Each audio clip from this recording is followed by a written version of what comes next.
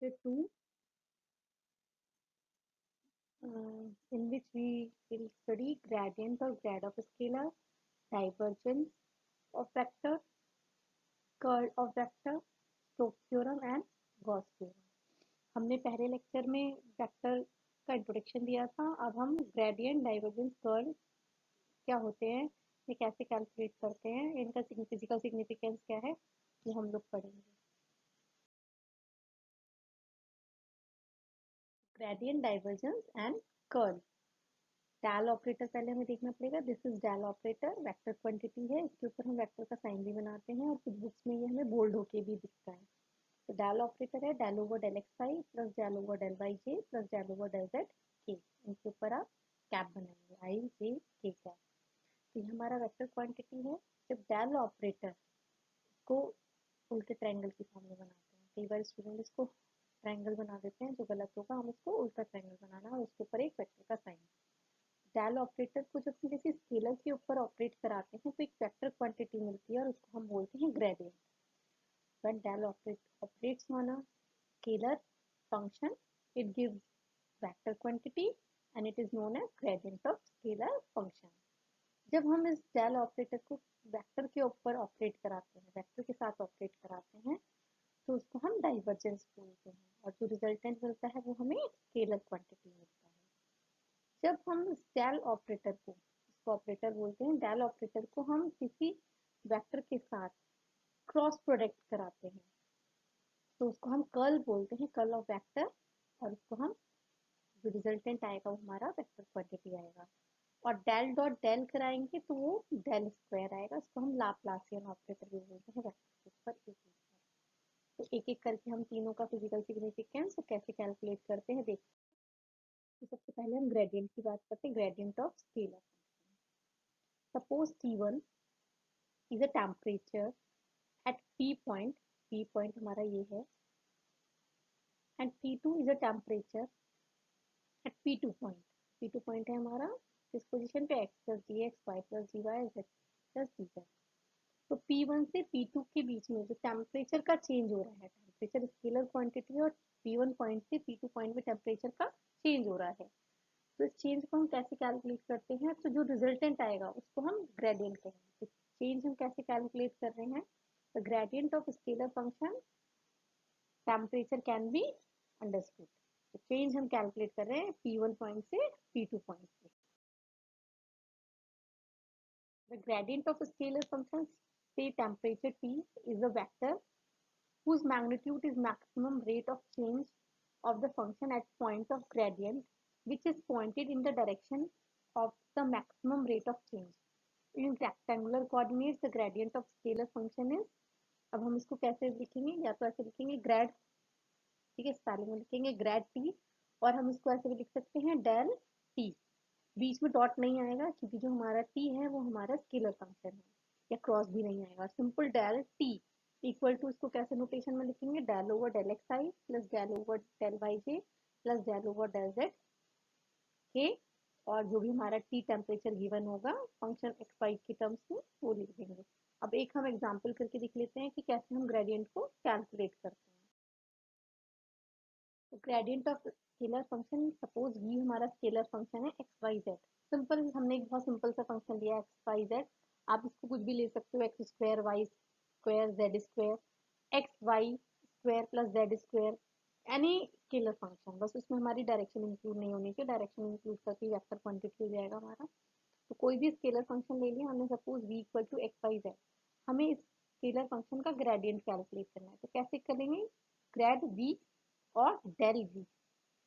और कैसे लिखेंगे, del V equal to del x I plus del over del Y J plus del over del Z k x y z. ये हमारा function है, हमने इस फंक्शन को राइट डाउन कर दिया. अब सिंपल क्या करेंगे, ये जो हमारा फंक्शन है तीनों डायरेक्शन के साथ डिफरेंशिएट होगा, आई वाई, आई के साथ भी, जे के साथ भी और के साथ भी. तो हम इसको इस तरीके से लिख सकते हैं, del over del x y z i plus del over del y x y z j plus del over del z x y z k. Differentiation क्या करते हैं, जिसके रिस्पेक्ट में डिफरेंशिएशन करना है उसको डिफरेंशिएट करते हैं, बाकी दो हमारे कांस्टेंट की तरह ट्रीट होते हैं. तो वाई जेड यहाँ कांस्टेंट हो जाएगा, ये y के रिस्पेक्ट में है तो एक्स जेड कॉन्स्टेंट हो जाएगा, या z के रिस्पेक्ट में है यहाँ पर हमारा एक्स वाई कॉन्स्टेंट हो जाएगा। तो हमारा क्या रिजल्टेंट आएगा, y z i plus x z j plus x y k. तो जब हमने किसी स्केलर का ग्रेडियंट निकाला तो वेक्टर क्वांटिटी आया। एग्जाम्पल करके देख लेते हैं बाद में। अब डाइवर्जेंस ऑफ वेक्टर, डाइवर्जेंस हमारा वेक्टर का क्या बताता है, divergence of vector A at given point P is outward flux per unit volume. Divergence डी हम डी आई वी ए भी लिख सकते हैं और डेल क्रॉस ए भी लिख सकते हैं। बस ध्यान देने वाली बात यह है कि दोनों वेक्टर क्वांटिटी है तो इनके ऊपर आप वेक्टर का साइन बनाएंगे। तो डाइवर्जेंस ए और डेल डॉट ए, ये डॉट भी लगना है, ठीक है। Limit del v tends to zero integration close surface A dot P S, surface integral है तो डायरेक्शन होती है इसमें, ये हमारा वेक्टर है तो इसके ऊपर भी वेक्टर का साइन डेल v। तो क्या बता रहा है कि किस तरीके से फ्लक्स आउटवर्ड पर यूनिट वॉल्यूम, किस तरीके से फ्लक्स आउटवर्ड फ्लक्स है। अब जब हम फ्लक्स की बात करें कि फ्लक्स आउटवर्ड हो रहा है तो अब वो किस तरीके से आउटवर्ड है, फ्लक्स फैल रहा है, डाइवर्ज हो रहा है। फ्लक्स जो है बाहर, जब फ्लक्स आउटवर्ड हो रहा है तो इस तरीके से फ्लक्स हो रहा है, इन्वर्ट हो रहा है। जब फ्लक्स हमारा पैरेलल जा रहा है तो फ्लक्स किस तरीके का है उस अकॉर्डिंग हमारी डाइवर्जेंस की वैल्यू पे डिपेंड करेगी। सपोज डाइवर्जेंस ए की वैल्यू पॉजिटिव आती है, इसका मतलब फ्लक्स डाइवर्ज हो रहा है, ठीक है। अगर डाइवर्जेंस की वैल्यू नेगेटिव आ रही है means, negative divergence means converge हो रहा है, फ्लक्स कन्वर्ज होगा, इकट्ठा हो रहा है उस पॉइंट पे। डाइवर्जेंस की वैल्यू जीरो आ रही है तो मतलब पैरेलल फ्लक्स जितना आ रहा है उतना ही उस पॉइंट से बाहर पास आउट हो जा रहा है, तो फ्लक्स या पैरेलल फ्लक्स है मतलब उस पॉइंट पे फ्लक्स, नेट फ्लक्स जीरो आ रहा है। उस पॉइंट पे जितना इन्वर्ट आएगा उतना ही फ्लक्स बाहर निकल जाएगा या पैरेलल लाइंस हो जाएंगी। नोटेशन ऑफ डाइवर्जेंस, हम कार्टेशियन कोऑर्डिनेट्स में कैसे लिखते हैं वो लिख रहे हैं, हम इसको स्फेरिकल और सिलेंड्रिकल कोऑर्डिनेट्स में भी लिख सकते हैं डेल को। वो डिफरेंट नोटेशन है, वो कभी फ्यूचर में हम इस पे लेक्चर बनाएंगे कि किस तरीके से कार्टेशियन कोऑर्डिनेट्स को हम जो डेल ऑपरेटर को स्फेरिकल और सिलेंड्रिकल में चेंज करते हैं, बट वो हमें यहाँ पे जरूरत नहीं है, सिंपल कार्टेशियन कोऑर्डिनेट्स में लेते हैं। Del dot A equal to del A x upon del x plus del A x y upon del y plus del A z upon z del z. इससे ऐसे समझ सकते हैं कि डेल एक्स के साथ एक्स वाला कंपोनेंट आएगा, वाई के साथ वाई वाला कंपोनेंट आएगा, जेड के साथ जेड वाला कंपोनेंट आएगा। ऐसा क्यों आ रहा है, एग्जाम्पल करके देख लेते हैं। चलिए एक सिंपल से एग्जाम्पल हम करके देख लेते हैं।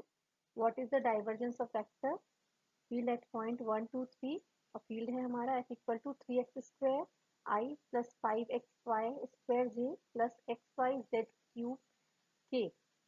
किस पॉइंट पे कैलकुलेट करना है, 1 2 3 पॉइंट पे। तो डाइवर्जेंस कैलकुलेट कैसे करते हैं, del dot F, divergence d i v F लिख लीजिए चाहे डेल डॉट एफ लिख लीजिए। डेल डॉट एफ, तो पहले क्या करेंगे, डेल ऑपरेटर ऑपरेटर लिखेंगे। तो डेल ऑपरेटर हमारा क्या है, डेल ओवर डेल एक्स आई plus del over del Y जे plus del over del Z K. हमारा फंक्शन एफ क्या है, 3x² I plus 5xy square J plus xyz cube K. बीच में ये डॉट लगाना है जरूर, ठीक है। डॉट नहीं लगाएंगे तो हम नहीं बता सकते कि डॉट प्रोडक्ट ले रहे हैं, क्रॉस ले रहे हैं, यही हमारा ग्रेडियंट है। विदाउट डॉट ऑपरेटर ऐसा लगेगा हम ग्रेडियंट कैलकुलेट कर रहे हैं, ठीक है। तो डॉट लगाएंगे। अब डॉट ऑपरेशन कैसे ऑपरेट होता है, हम क्या करते हैं, डेल, अगर याद हो कि टू वेक्टर्स का डॉट प्रोडक्ट कैसे निकालते हैं, आई dot I J dot J, K dot के वाली वैल्यूज लिखते हैं, बाकी सारी वैल्यूज हमारी जीरो जाती हैं। सपोज आई डॉट जे की वैल्यू जीरो हो जाएगी क्योंकि इनके बीच का जो एंगल है वो हमारा 90 डिग्री है, ठीक है। तो हम क्या करेंगे, आई डॉट आई वाली वैल्यू लिखेंगे। आई डॉट आई वाली वैल्यू कौन सी है हमारी, del over del X 3x²। J dot J वाली value del over del Y 5xy² plus K dot K del over del Z xyz cube. तो इसको डिफरेंशिएट करेंगे, इसको एक्स के रिस्पेक्ट में डिफरेंशिएट करना है, इसको वाई के रिस्पेक्ट में, इसको जेड के रिस्पेक्ट में। तो ये हमारा हो जाएगा 6x, ये हमारा हो जाएगा 10xy, ये हमारा हो जाएगा 3xy²। तो जो हमारे पॉइंट्स गिवन है इन पॉइंट्स की वैल्यू पुट कर देंगे। ये पॉइंट नहीं दिया होता तो हमारी डाइवर्जेंस एफ की वैल्यू आ गई है, बट पर्टिकुलर पॉइंट पे डाइवर्जेंस एफ की वैल्यू पूछी है, पॉजिटिव आ रही है पहले तो, है ना। पॉजिटिव डाइवर्जेंस का मतलब कि लाइन जो है डाइवर्ट हो रही है, ठीक है। इस तरीके का फ्लक्स है हमारा, तो डाइवर्जेंस पॉजिटिव है। What is the divergence of vector field? F equal to e to power x by I minus cos phi j cap plus sin z square k।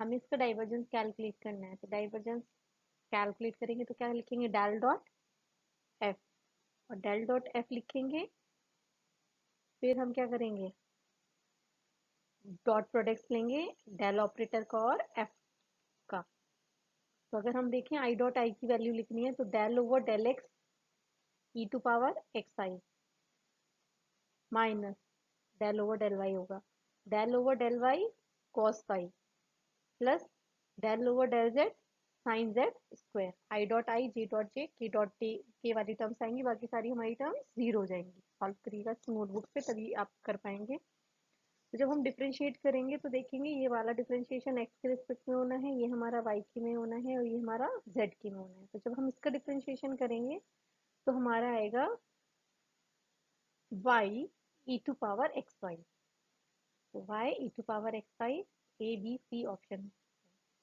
फिर हम इसका डिफरेंशिएशन करेंगे y के respect में, cos का differentiation sign होता है, minus है, माइनस का प्लस हो जाता है, तो plus sign y, plus sign y हमारा ये ऑप्शन है। तो क्लियर हो गया हमारा, वैसे ये वाला ऑप्शन आएगा। तो नेक्स्ट हम और कैलकुलेट कर लेते हैं।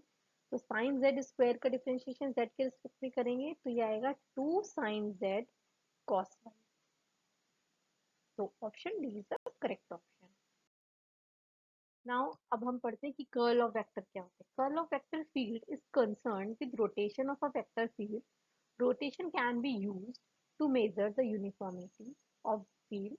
The more non uniform the field, larger value of curl. हमें कर्ल क्या बताता है, रोटेशन बताता है फील्ड की, कितना रोटेशनल फील्ड है। अगर फील्ड लाइंस हमारी पैरेलल है, यूनिफॉर्म है, तो हमारी कर्ल की वैल्यू जीरो आएगी। और वेक्टर फील्ड हमारा या फील्ड हमारा नॉन यूनिफॉर्म है। नॉन यूनिफॉर्म कब होगा, जब कुछ एरिया ऐसा होगा जहाँ पे ज्यादा वैल्यू होगी, फील्ड की ज्यादा लाइंस होंगी। तो वो कब होंगी, जब वो कर्व लाइन होंगी या कुछ इस तरीके का होगा, तो उस केस में हमारा जो फील्ड है, ये कर्ल की वैल्यू है वो नॉन जीरो हो जाएगी। Curl of vector field, curl A can be write as curl A, हम इसको स्पेलिंग में लिख सकते हैं CURL, कर्ल ए, और del cross A. Del cross A equal to limit del s tends to 0 integration close surface a dot dl upon ds an direction maximum, where a dot dl क्या है, हमारा line integral है along AB line, BC line, CD line and DA line, line integral है। और ध्यान रखते हैं कि जो हमारा लाइन इंटीग्रल होता है वो डायरेक्शन डिपेंडेंट होता है। तो ये कौन सी लाइन की बात कर रहे हैं, तो ये हमारे वेक्टर है। रोटेशन अब कल हम कैसे कैलकुलेट करते हैं या किस तरीके से लिखते हैं, डेल क्रॉस ए, और क्रॉस प्रोडक्ट हम कैसे निकलते हैं, in the form of determinant. तो हम डिटर्मिनेंट ड्रॉ करते हैं, डिटर्मिनेंट ड्रॉ करने के बाद हम क्या करते हैं, डायरेक्शंस लिखते हैं आई जे के, फिर डेल ऑपरेटर में जो हमारी आई जे के साथ है डेल ओवर डेल एक्स आई, जे के साथ है डेल ओवर डेल वाई, के साथ है हमारा डेल ओवर डेल जेड। ऐसे ही हमारा जो वेक्टर है ए, उसका जो कंपोनेंट है आई डायरेक्शन में, जो जे के साथ कंपोनेंट है और जो के साथ कंपोनेंट है वो लिख देते हैं। फिर आपको डिटर्मिनेंट ओपन करना आता है, बिल्कुल मैट्रिक्स की तरह हम इसको ओपन करते हैं। डेल क्रॉस ए कैसे करेंगे, आई लिखेंगे, del over del Z del Y, del over del Y A Z minus, ठीक है, माइनस, फिर ये वाला फिक्स रखेंगे, del over A Z del x minus del over del Z A X J, plus अब ये fix रखेंगे, del over del X A Y minus del over del Y A X K. Differentiate करेंगे, जो भी हमारा answer आएगा वो हमारा कर्ल होगा। कर्ल अगर नॉन जीरो है तो रोटेशनल फील्ड है, इक्वल टू 0 है तो नॉन रोटेशनल फील्ड है।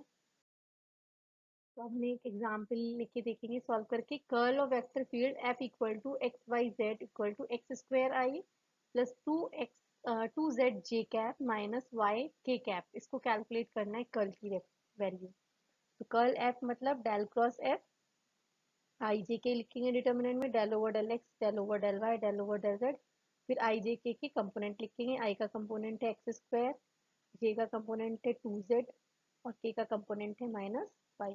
फिर इस डिटर्मिनेंट को हम ओपन करेंगे, आई जे के प्लस माइनस प्लस, अब कैसे ओपन करेंगे, del over del y minus y, del over del z 2z, ठीक है। फिर ये वाला आएंगे, del over del x minus y, del over del z x square.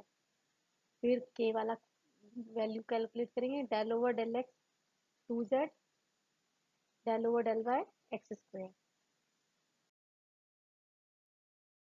Finally हम लेक्चर्स के लास्ट में आ रहे हैं। हमें 3 थ्योरम डिस्कस करनी है। स्टोक थ्योरम, 2 थ्योरम डिस्कस करेंगे, स्टोक थ्योरम और गॉस डाइवर्जेंस थ्योरम। एक ग्रीन्स थ्योरम्स भी होती है बट वो हमारे अभी क्योंकि यूज में नहीं आएगी तो हम उसको डिस्कस नहीं कर रहे हैं। पर जब हम वेक्टर कैलकुलस, अगर स्पेशली हम मैथ्स पढ़ेंगे तो वेक्टर कैलकुलस जब आप पढ़ोगे तो उसमें ग्रीन्स थ्योरम, स्टोक थ्योरम और गॉस डाइवर्जेंस थ्योरम तीनों पढ़ेंगे और इनके डेरिवेशंस भी करेंगे। अभी हम सिर्फ स्टेटमेंट पढ़ रहे हैं और हमें क्या यूज, कैसे यूज करेंगे थोड़ा सा वो देखेंगे। तो पहले स्टोक थ्योरम की बात करते हैं। स्टोक थ्योरम क्या है, the circulation means curl of vector field A around a close path S, L is equal to surface integral of a curl A over a open surface S bounded by L over A and curl of A are continuous on S. Suppose ये हमारी पूरी पूरी close surface है, तो अगर हम इस पूरी क्लोज सरफेस में कर्ल निकालें, ठीक है, तो वो किसके बराबर, किसी वेक्टर का, तो वो किसके बराबर होगा, इसके अंदर अगर हम छोटे छोटे से इसके डिवाइड्स कर दें पार्ट्स और हर एक पार्ट का लाइन इंटीग्रल कैलकुलेट करें उस वेक्टर का, तो लाइन इंटीग्रल कैलकुलेट कर लीजिए हर एक पार्ट का, उसको एडअप कर लीजिए और इस पूरी क्लोज सरफेस का कर्ल कैलकुलेट कर लीजिए, तो दोनों हमारे इक्वल आएंगे। ठीक है, तो हम क्या कह सकते हैं, मैथमेटिकली हम कैसे रिप्रेजेंट कर सकते हैं, integration close surface L vector A dot D L equal to किसके होगा, integration as curl of vector A dot D S.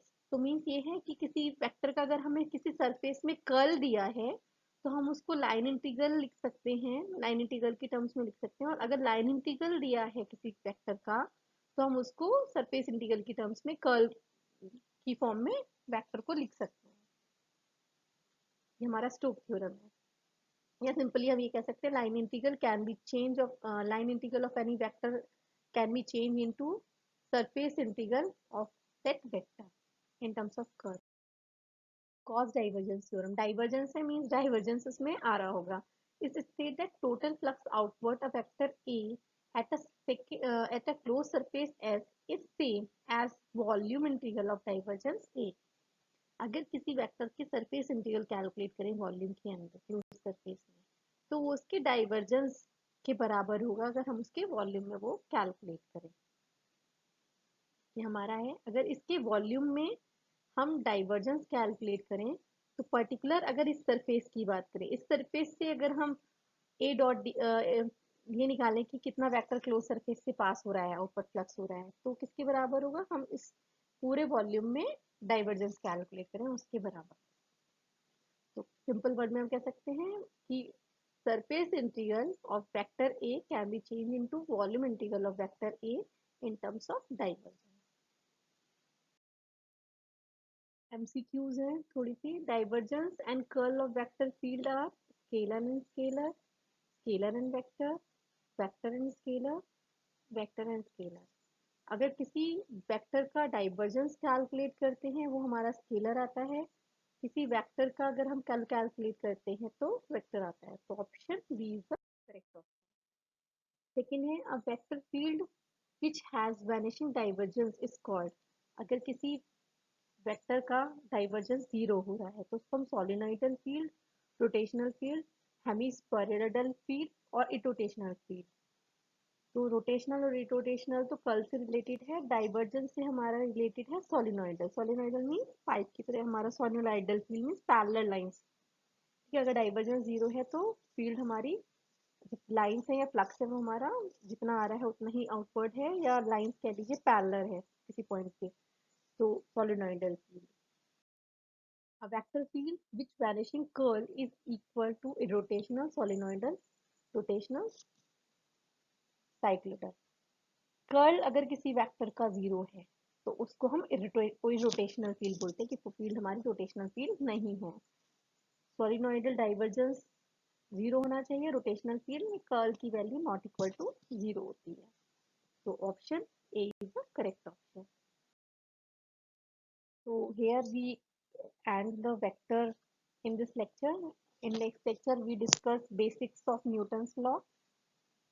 तो ये जो हमारे लेक्चर सीरीज है ये हमारी बेसिक्स हैं जो हम 12th क्लास में पढ़कर आए हैं, और जो हमें इंजीनियरिंग फिजिक्स में कहीं कहीं कुछ कुछ पार्ट इसका यूज होना है तो वो हम यहाँ पे पढ़ रहे हैं। तो ये इंजीनियरिंग फिजिक्स से पहले बेसिक्स रेमेडल क्लास है हमारी फिजिक्स की। तो होप आप लोगों को समझ में आया होगा। डाउट्स हैं या कुछ प्रॉब्लम्स हैं वो आप हम मुझसे कमेंट सेक्शन में पूछ सकते हैं, या और कोई सा टॉपिक आपको इंटरेस्टेड लगता है जो पढ़ना है वो आप लिख सकते हैं। कोशिश करेंगे उसकी वीडियोस बनाने की। Thank you.